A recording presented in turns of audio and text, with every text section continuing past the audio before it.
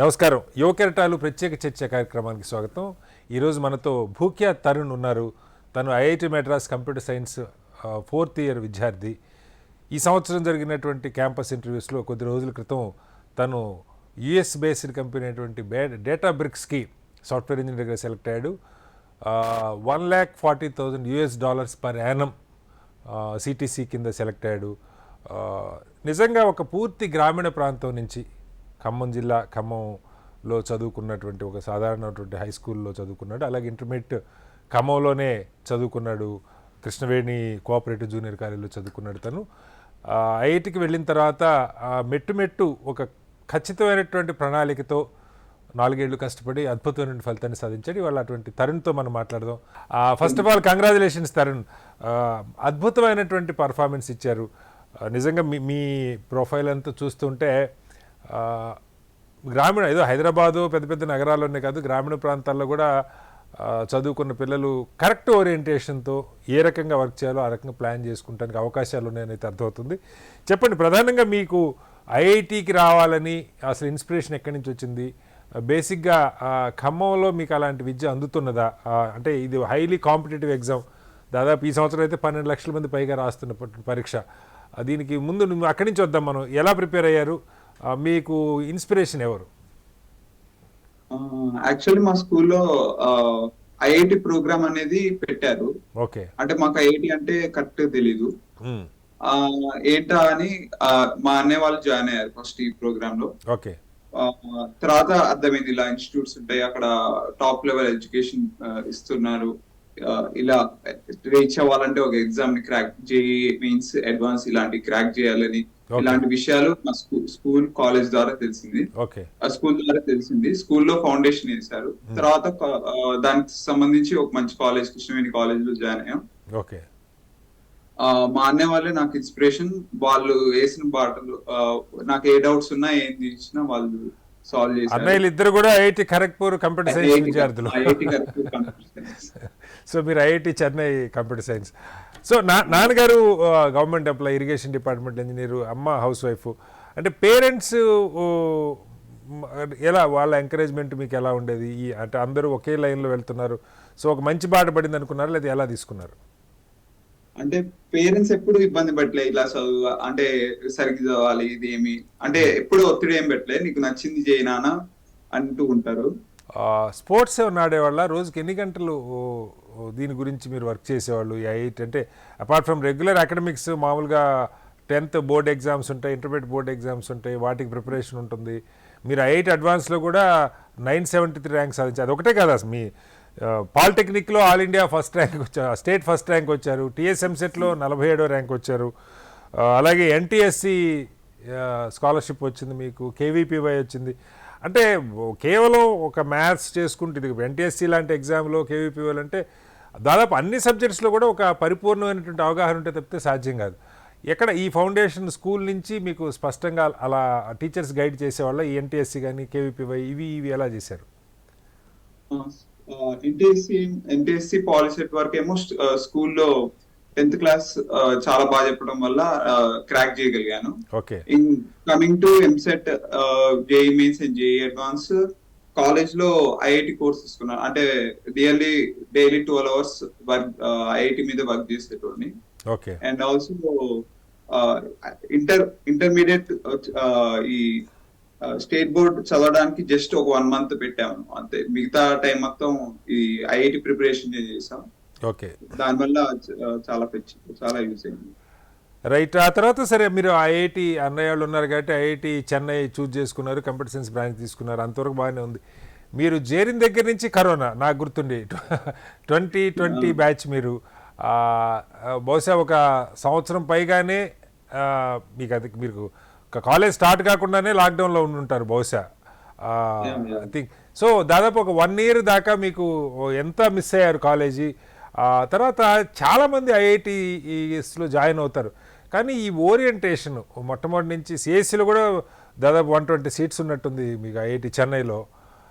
ఎలా అంటే ప్రోగ్రామింగ్ మీద ఆలోచన పెంచుకోవటం కానీ, పట్టు పెంచుకోవటం కానీ, ఈ రకరకాల కోడింగ్ టెస్ట్లు, కోడ్ ఫోర్సెస్ కానీ, లేకపోతే కోడ్ చెఫ్, గూగుల్ వాళ్ళు కిక్ స్టార్ట్, ఇలా ఇవన్నీ హ్యాష్ కోడ్, వీటిల్లో అంటే ఇదంతా మీరు అసలు ఈ ఓరియంటేషన్ ఐఐటి చెన్నైలో సీట్ రావటం ఒక భాగం అయితే కంప్యూటర్ సైన్స్లో కరెక్ట్గా ఈ 4 ఏళ్ళు ఇలా చేసుకోవాలి అన్నది ఎక్కడ మీరు ఎప్పుడు నేర్చుకున్నారు, ఎలా మీ దారి నిర్మించుకున్నారు? అది నేను అసలు కాలేజ్కి వెళ్ళిందే సెకండ్ ఇయర్ సెకండ్ సెమిస్టర్ లో, మిగతా మొత్తం ఆన్లైన్ అని చెప్పింది. ఓకే. యాక్చువల్లీ ఆ కరోనా టైంలో మా అన్నయ్య వాళ్ళు గ్రాడ్యుయేట్ అయ్యారు, పెద్దనే జాబ్ చేస్తుండే, వర్క్ ఫ్రమ్ హోమ్. ఓకే. కాబట్టి మేమంతా ఇంట్లోనే కలిసి ఉండేటోళ్ళం. నేను బీటెక్ ఫస్ట్ ఇయర్ మొత్తం. వాళ్ళు అనేవాళ్ళు చాలా ఇలా ప్రాజెక్ట్స్ చేయాలి, ఇలా మంచి సిజిపిఏ మెయింటైన్ చేసుకుంటే చాలా బెటర్ ఉంటది, ఏదైనా సబ్జెక్ట్స్ డౌట్ ఉంటే క్లియర్ చేయటం, ఇలాంటివి చేసేటోళ్ళు. And also my seniors also help me, like నాకు తెలిసిన ఒక సీనియర్ ఇలా కాంపిటేటివ్ ప్రోగ్రామింగ్ చేయడం వల్ల నీకు ప్లేస్మెంట్స్ చాలా యూజ్ అవడం చెప్పడం వల్ల ఈ కోడ్ ఫోర్సెస్, లీడ్ కోడ్ ఇలాంటివి చేశాను నేను. ఓకే. అది నాకు ప్లేస్మెంట్స్ లో బాగా యూజ్ అయింది. ఓకే.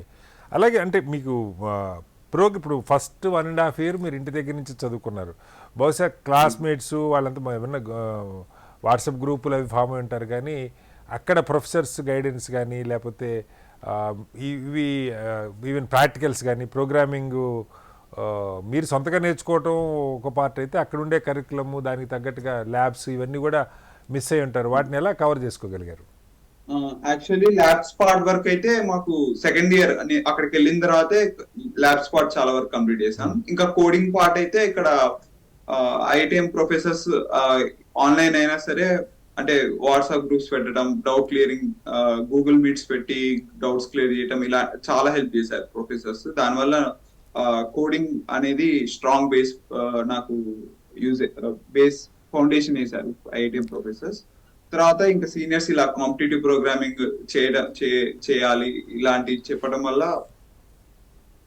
ఇంకా కోడింగ్ లో ముందుకెళ్ళగలిగాను. మీరు వాటిల్లో కూడా ఈ కోడ్ ఫోర్సెస్, గూగుల్ వాళ్ళ కిక్ స్టార్ట్, హ్యాష్ ట్యాగ్ వీటిలో కూడా అద్భుతమైనటువంటి performance, all India global ranks 16వ ర్యాంకు, 19వ ర్యాంకు, అలాగే 67వ ర్యాంకు గూగుల్ వాళ్ళ దానిలో. అంటే ప్రోగ్రామింగ్లో కూడా ఎక్స్ట్రాడినరీ పర్ఫార్మెన్స్ ఉంటే తప్పితే ఇది సాధ్యం కాదు.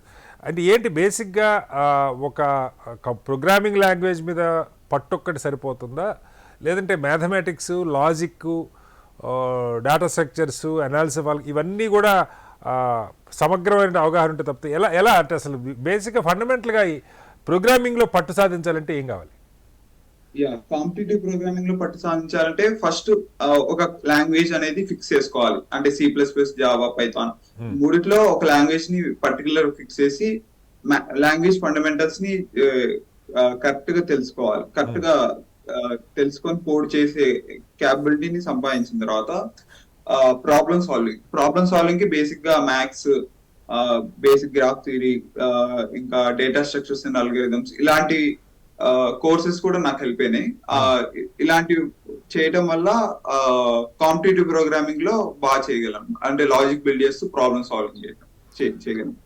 ప్రధానంగా వీటిల్లో అంటే స్పీడ్ ఇంపార్టెంట్ అవుతుందా, లేదంటే బాగా కాంప్లికేటెడ్ ప్రోగ్రామ్ ఇచ్చి దానికి కోడ్ రాయటం, మీకంటే ప్రాబబిలిటీ ఇవి కూడా ఎక్కువ ఒక లెవెల్లో బాగా మంచి ప్రాబబిలిటీ కాన్సెప్ట్స్ వీటి మీద కూడా ఉంటాయని అంటారు. అంటే ఏంటి స్పీడా ఇక్కడ కాంప్లెక్సిటీనా? కాంపిటేటివ్ ప్రోగ్రామింగ్ బేసిక్ గా స్పీడ్ ఇనిషియల్ గా చాలా స్పీడ్ ఉండాలి. అట్లానే చాలా మ్యాథ్స్ టాపిక్స్ మీద గ్రిప్ ఉండాలి, లైక్ ప్రాబిలిటీ, గ్రాఫ్ థియరీ ఇలాంటి వాటి మీద కూడా గ్రిప్ ఉండాలి. చాలా డేటా స్ట్రక్చర్స్ అండ్ C++ గురించి మాట్లాడుకుంటే STL కంటే లైబ్రరీ అనేది ఒకటి ఉంటుంది. దాంట్లో ఉండే వెక్టర్స్, సెట్స్, మ్యాప్స్ ఇలాంటివి కాన్సెప్ట్స్, ఇలాంటివి డేటా స్ట్రక్చర్స్ తెలిసి ఉండాలి. And also speed important. అట్లానే స్టార్టింగ్ లో స్పీడ్ అనేది చాలా యూజ్ అవుతుంది. తర్వాత నుంచి బేసిక్ గా 5-6 ప్రాబ్లమ్స్ ఇస్తారు అనమాట కాంపిటేటివ్ ప్రోగ్రామింగ్. అంటే 2 hours టైం ఇచ్చేసి దీంట్లో కోడింగ్ చేయండి, సాల్వ్ చేయండి అని. ఫస్ట్ ప్రాబ్లమ్స్ ఏమో చాలా స్పీడ్ ఉండాలన్నమాట, ABCDEF అంటారు, ఇలాంటి ఈ కన్వెన్షన్ ఇస్తారు. ABC ప్రాబ్లమ్స్ వరకు ఏమో స్పీడ్ ఉండాలి, అంటే ఇచ్చిన ప్రాబ్లం ఏమంటే అండర్స్టాండ్ చేసుకొని ఫాస్ట్ సాల్వ్ చేయాలి. And further problems down the line వెళ్తూ ఉంటే డిఈఎఫ్ ఇలాంటి ప్రాబ్లమ్స్ వెళ్తుంటే టఫ్నెస్ చాలా పెరుగుతూ ఉంటది. ఓకే. అంటే చాలా థింక్ చేసేలా ఉంటాయి ప్రాబ్లమ్స్. వాటి కోసం కొద్ది ప్రాబ్లమ్ సాల్వింగ్ స్కిల్స్, చాలా టాపిక్స్ మీద గ్రిప్ ఉండడం చాలా ఇంపార్టెంట్ అవుతుంది. సో మీకు అక్కడ ఇంటర్మీడియట్లో చాలా బేసిక్ మ్యాథమెటిక్స్ నేర్చుకుంటారు, బట్ వీటికి డీప్ మ్యాథమెటికల్ కాన్సెప్చువల్ అండర్స్టాండింగ్ కావాలన్నారు. అంటే మ్యాథమెటిక్స్ రిలేటెడ్ పేపర్స్ కూడా మీరు కంప్యూటర్ సైన్స్లో ఫస్ట్ నుంచి అలాంటి పేపర్ సెలెక్టివ్స్గా తీసుకొని అట్లా ఏమన్నా ప్లాన్ చేసుకున్నారా, ఏం చెప్తారు? మా కోర్ కోర్సెస్ లోనే ఉంటది. డిస్క్రీట్ మ్యాథమెటిక్స్, ఈ data structures, algorithms, basic graph theory ఇలాంటివి మాకు కోర్ కోర్సెస్ లోనే ఉంటది. అది నాకు చాలా హెల్ప్ అయింది కాంపిటేటివ్ ప్రోగ్రామింగ్. అలానే కాంపిటేటివ్ ప్రోగ్రామింగ్ కూడా నాకు కోర్ కోర్సెస్ లో అకాడమిక్ పరంగా కూడా నాకు చాలా హెల్ప్ అయింది కాంపిటేటివ్ ప్రోగ్రామింగ్. సో అట్లాగే మీరు వీటిలో లెవెల్స్ కూడా ఉన్నట్టున్నాయి కొన్ని. ఇప్పుడు కోడ్ ఫోర్సెస్ కానీ, ఈ గూగుల్ వాళ్ళు కండక్ట్ చేసే హ్యాష్ కోడ్, లేకపోతే కిక్ స్టార్ట్, వీటిల్లో అంటే కొన్ని లెవెల్స్లో గూగుల్ అయితే 1,00,000 మంది పైగా రాస్తున్నటువంటి ఎగ్జామ్స్ ఉన్నాయి. ఇంకొక లెవెల్లో అంటే మల్టిపుల్ లెవెల్స్ ఉంటాయా, ఎట్లా అసలు వీటికి ర్యాంకింగ్స్ అవి ఎలా ఇస్తారు? ఆ ర్యాంకింగ్స్ చాలా ఇంపార్టెంట్ అని చెప్తారు ప్లేస్మెంట్స్లో. ఏంటది, దాని క్రైటీరియా ఏంటి? Okay, coming to Google competitions అంటే గూగుల్ ఇంతకు ముందు పెట్టారు, ప్రెసెంట్ వాళ్ళు స్టాప్ చేశారు. ఓకే. ఇంతకు ముందు కిక్ స్టార్ట్ హ్యాష్ కోడ్ ఇలాంటివి ఉండేవి. దాంట్లో బేసిక్ గా ఎంత మంచి ర్యాంక్ వస్తుంది, ఫాస్ట్ సాల్వ్ చేసి హార్డ్ ప్రాబ్లమ్ సాల్వ్ చేస్తే మంచి ర్యాంక్ వస్తుంది. ఫాస్ట్ గా స్పీడ్ అండ్ యాక్యురసీతో ఎంత మంచి ర్యాంక్ వస్తే అంత ఫెచ్ అవుతుంది, అంటే రెజ్యూమ్ లో రాసుకోవడానికి చాలా బాగుంటది. అండ్ కమింగ్ టు ప్లాట్ఫామ్స్, కొన్ని ప్లాట్ఫామ్స్ ఎలా ఉంటదంటే రేటింగ్ అని ఉంటుంది. అంటే చెస్ రేటింగ్ ఇప్పుడు పెరుగుకుంటూ పోతే ఒక్కొక్క డివిజన్ ఉన్నట్టు కోడ్ ఫోర్సెస్ లో కూడా ఈ డివిజన్ ఉంటది. అంటే స్టార్టింగ్ న్యూబీ, పీపుల్, తర్వాత specialist, expert, candidate, master, grand master ఇలాంటి లెవెల్స్ ఉంటాయి. బేసిక్ గా ఈ లెవెల్స్ ఎంత మంచి లెవెల్ మాస్టర్ ఇలాంటి మంచి లెవెల్స్ లో ఉంటే యాక్చువల్లీ కంపెనీస్ కూడా మంచి ప్రిఫరెన్స్ ఇస్తాయి. అలాగే మీరు అపార్ట్ ఫ్రమ్ ఈ కాంపిటేటివ్ కోడింగ్ రాస్తూ ప్లస్ అకాడమిక్స్, మీ సిజిపిఏ కూడా 9 అబోవ్ మెయింటైన్ చేసుకుంటూ వచ్చారు. 9.19 as of now me CGPA. ఇవి చేసుకుంటూ కూడా మీరు ఒక 6 ప్రాజెక్టులు చేయగలిగారు, regular academic projects under different guides. అంటే అసలు ఎప్పటి నుంచి మొదలుపెట్టారు ప్రాజెక్ట్స్? మామూలుగా ఇంటర్న్షిప్ ఒకటి చేస్తారు, ఫైనల్ ఇయర్లో ఏదో ఐ థింక్ ఒక ప్రాజెక్ట్ ఉంటుంది అనుకుంటా. ఏంటి అసలు మీ కరికులంలో ఇన్ని చేయాలని ఉందా, లేదా మీరు ఇంట్రెస్ట్ కొద్దీ మీ C5 లాంటివి లేకపోతే మీ డిఫరెంట్ క్లబ్స్లో వాటిలో ఇన్వాల్వ్ అయి చేశారు, ఎలా చేశారు? నేను మెన్షన్ చేసిన ప్రాజెక్ట్స్ లో ఒక 2 నేను పర్సనల్ గా చేసినాయి, మిగతా అవన్నీ మా అకాడమిక్ పార్టే అన్నమాట. అండర్స్టాండింగ్ ఆఫ్ ద సబ్జెక్ట్ పెరగడానికి ప్రొఫెసర్స్ ఇచ్చిన ప్రాజెక్ట్ అది అకాడమిక్ గా మేము చేసింది. అండ్ అది ఆ ప్రాజెక్ట్స్ వల్ల చాలా యూజ్ అయింది. ఓకే. అట్లాగే మీరు అంటే మీకు డిఫరెంట్ క్లబ్స్ ఉంటాయి, మ్యాథమెటిక్స్ క్లబ్ అని, సెంటర్ ఫర్ ఇన్నోవేషన్ అని, కోడింగ్ క్లబ్స్ క్యాంపస్లో, వాటిల్లో ఇన్వాల్వ్ అయ్యేవాళ్ళ లేకపోతే ఎలా మీరు ఓన్గా చేసుకునేవాళ్ళ, ఎట్లా? యాక్చువల్లీ ఫస్ట్ ఇయర్ ఆన్లైన్ ఉండడం వల్ల పెద్ద క్లబ్స్ లో ఇన్వాల్వ్ ఏం అవ్వలేదు. సెకండ్ ఇయర్ కి వచ్చేసరికి ప్రోగ్రామింగ్ క్లబ్ లో కొద్దిగా యాక్చువల్లీ నేను కాంపిటేటివ్ ప్రోగ్రామింగ్ ఇంట్రెస్ట్ ఉంది కాబట్టి ప్రోగ్రామింగ్ క్లబ్ లో కొద్దిగా వర్క్ చేశాను. ఇంకా చాలా ఎక్స్ప్లోర్ చేయడానికి ఐఐటి మద్రాసు చాలా క్లబ్స్ ఉన్నాయి, అండ్ చాలా ఇంట్రెస్టింగ్ కూడా ఉన్నాయి క్లబ్స్. ప్రధానంగా ఈ ప్రోగ్రామింగ్లో బాగా రాణించడానికి ఒక పీర్ గ్రూప్ కావాలి, అంటే డౌట్స్ క్లారిఫై చేసుకోవటం కానీ ఒక కాంపిటేటివ్ స్పిరిట్. అలా మీకు ఎట్లా ఐఐటి చెన్నైలోనే కొంతమంది ఫ్రెండ్స్ ఒక గ్రూప్గా ఫామ్ అయి చేసుకునేవాళ్ళు? ఎందుకంటే కొన్ని కాంపిటీషన్స్లో ఇండివిజువల్ కాకుండా గ్రూప్గా కూడా పార్టిసిపేట్ చేస్తుంటారు. ఎలా అలాంటి ఒక పీర్ గ్రూప్ మీరు ఫామ్ చేసుకున్నారా? వాళ్ళు ఎలా ఉన్నారు, how they are placed? Actually competitive programming start చేసిన మొదట్లో మా అన్నయ్య వాళ్ళు ఏ డౌట్స్ వచ్చినా హెల్ప్ చేసేవాళ్ళు. తర్వాత కాలేజ్కి వెళ్ళిన తర్వాత మేము అంటే ఒక గ్రూప్ ఫామ్ చేసుకొని రోజు ఇన్ని ప్రాబ్లమ్స్ చేద్దామని పెట్టుకున్నాం. లైక్ నాకు రాని ప్రాబ్లం నా ఫ్రెండ్ కి రావచ్చు, అతనికి రాని ప్రాబ్లం నాకు రావచ్చు. అలా ఏ ప్రాబ్లం అయినా డిస్కస్ చేసుకొని షేర్ చేసుకోవడం వల్ల మేము కలిసి ఇంప్రూవ్ అయ్యగలిగాం. Okay. అండ్ ఆల్సో ఐసిబిసి మేము టీమ్ ఫామ్ చేసి ఇచ్చాం, కానీ లైక్ ఇన్స్టిట్యూట్ నుంచి ఒక టీమే వెళ్ళగలదు. So Okay. మేము అది చేయం. Okay, nice. అయితే మీరు ఇప్పుడు ఒక అద్భుతమైనటువంటి ప్లేస్మెంట్ అయితే సాధించగలిగారు. Next coming couple of years మీరు బెంగళూరులో జాబ్ చేస్తున్నారు. ఏంటి మీ జాబ్ చేయబోతున్నారు? మీ ఫ్యూచర్ ప్లాన్స్ ఏంటంటే గ్రాడ్యుయేషన్తో ఆపేసి జాబ్లో ఇలా వెళ్ళిపోతారా, లేదంటే హైయర్ స్టడీస్ మాస్టర్స్ కానీ, లేకపోతే ఏం చేస్తే బెటర్? అంటే ఇది మంచి career to begin with, fantastic career opportunity వచ్చింది మీకు. అయితే నెక్స్ట్ ఏంటి మీ టార్గెట్ గోల్స్? హైయర్ స్టడీస్ ఏమనుకోవట్లేదు. కాకపోతే ఫస్ట్ అసలు ప్లేస్మెంట్స్ అప్పుడు నాకు చెప్పారనమాట, లైక్ డేటాబ్రిక్స్ లో ఆఫర్ వచ్చిందని. అది డొమెస్టిక్ ఇంటర్నేషనల్ అని చెప్పలేదు. ఓకే. ఇంటికి కాల్ చేసి చెప్పాను, ఇలా నాకు బెంగళూరులో జాబ్ వచ్చేసింది అంటే. ఇంట్లో వాళ్ళు చాలా హ్యాపీగా ఉన్నారు. ఓకే. కాకపోతే తర్వాత లైక్ ఇంటర్నేషనల్ ఆఫర్ అని చెప్పారు. ఓకే. అది చెప్పినప్పుడు కొద్దిగా ఇంట్లో చెప్తే కొద్దిగా మదర్ కొద్దిగా ఫీల్ అయ్యారు. ఓకే. అదే ప్రస్తుతానికి యుఎస్ వెళ్ళడానికి ఫస్ట్ 1.5 years 2 years ఇండియాలో వర్క్ చేయాలి. ఆ వర్క్ చేసిన తర్వాత వాళ్ళు యుఎస్ పంపిస్తారు. సో మీకు ప్యాకేజీ ఇంటర్నేషనల్ ఆఫర్ కాబట్టి అదే ప్యాకేజ్ ఇస్తారు, even if you work in India also. Right? కాదు, ఫస్ట్ 1.5 year వరకు ఇండియన్ ప్యాకేజ్ ఇస్తారు, తర్వాత యుఎస్. తర్వాత యుఎస్ కి వెళ్ళి ఒక 2-3 ప్రెసెంట్ అనుకుంటే అయితే 2-3 years వర్క్ చేసి మళ్ళీ ఇండియాకి వచ్చేద్దాం అన్నట్టు ఆలోచిస్తాం. ఓకే. పేరెంట్స్ మిమ్మల్ని మిస్ అవ్వద్దన్న ఉద్దేశంతో. సో అయితే ఇప్పుడు మీరు ఈ competitive coding as a student మీరు చేసుకుంటూ వచ్చారు ఇప్పటి వరకు. వన్స్ జాబ్లో జాయిన్ అయిన తర్వాత కూడా అలా కంటిన్యూ చేస్తారా? ఏంటి దానివల్ల యాక్చువల్గా బెనిఫిట్? ఫైనల్ మీకు ఒక లెవెల్ ఆఫ్ గ్లోబల్ ర్యాంక్స్ ఇవన్నీ వచ్చినాయి. ఫర్దర్గా కంటిన్యూ చేస్తే ఏంటి అడ్వాంటేజ్? ఫర్దర్ గా కంటిన్యూ చేస్తే లైక్ ఇప్పుడు ఏ సాఫ్ట్వేర్ జాబ్ అయినా first DSA round 1-2 DSA rounds ఉంటాయి. Whether it's big MNC company like Google అయినా, స్టార్ట్అప్ కంపెనీస్ అయినా డిఎస్ఏ రౌండ్స్ లాంటివి ఉంటాయి. కాబట్టి డిఎస్ఏ అంటే data structures and algorithms round అంటే కోడింగ్ రౌండ్స్ అన్నమాట. క్వశ్చన్ ఇస్తారు, అది సాల్వ్ చేయగాలి. ఓకే. బేసిక్ గా ఈ కాంపిటేటివ్ ప్రోగ్రామింగ్ ఇలానే కంటిన్యూ చేస్తే లైక్ ఇప్పుడు నా కంపెనీ బెటర్ పే కోసమైనా కంపెనీ షిఫ్ట్స్ అవుతూ ఉంటారు సాఫ్ట్వేర్ ఇంజనీర్స్. అలా షిఫ్ట్ అవుతున్నప్పుడు బేసిక్ గా కోడింగ్ రౌండ్స్ ఉంటాయి కదా, ఆ కోడింగ్ రౌండ్స్ ని పర్ఫెక్ట్ క్రాక్ చేయొచ్చు అనమాట ఈ కాంపిటేటివ్ ప్రోగ్రామింగ్ కంటిన్యూ చేస్తూ. ఓకే. ఈ ఫస్ట్ 2 levels క్రాక్ చేయడానికి మీకు ఈ కాంపిటేటివ్ కోడింగ్ టెస్ట్లు కంటిన్యూ చేయటం అడ్వాంటేజ్. ఎందుకని మీరు అంటే ఈవెన్ కొన్ని క్వాంట్ కంప్యూటింగ్ వీటిల్లో అల్గారిథం ట్రేడింగ్ వాటిలో ఇంకా మంచి ప్యాకేజీలు ఉన్నాయని అంటూ ఉన్నారు. ఒకటి అలాంటివి అంటే అవి మీరు చూజ్ చేసుకోలేదా, లేదంటే మీకు సాఫ్ట్వేర్ సైడే వెళ్ళాలనుకున్నారు డెవలపర్ లాగా?